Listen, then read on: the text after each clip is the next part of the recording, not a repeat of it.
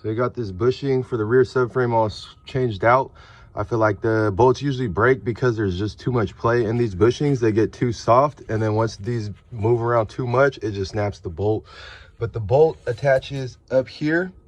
Normally there is a piece that kind of sticks out where the bolt going through the subframe mount would thread into. As you can see, this bolt goes through here, and that would go up there into some threads. But on this side, it got ripped out, so that's why there's nothing there.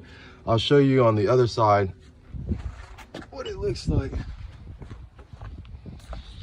So on this side, you have that, the subframe bushing, and then that's where it would normally thread in. However, this side, the bolt broke completely clean, so I had a hell of a time trying to drill this out, but I was able to drill the bolt that was stuck in there out.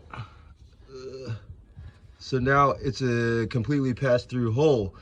But my goal with this is I'm gonna put this bolt in here and pass this all the way through, and because it has no threads to screw into right there, I'm gonna go into the frame. But usually there's a hole there, so I go and just cut 2 cuts straight down just so I can have access to the hole on the inside of the frame.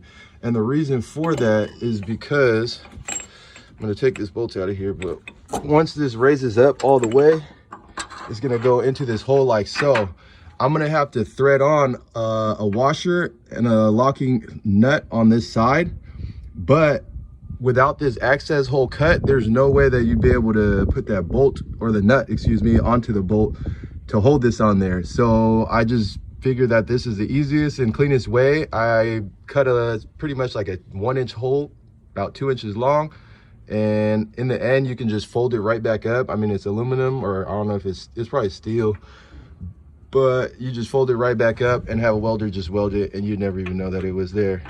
So that's really the only way to fix this problem once the threads rip out, because then you can only put a pass-through bolt, and this bolt itself is a whole different bolt. This is not the original OEM bolt. It's a little bit stronger, so it does the job.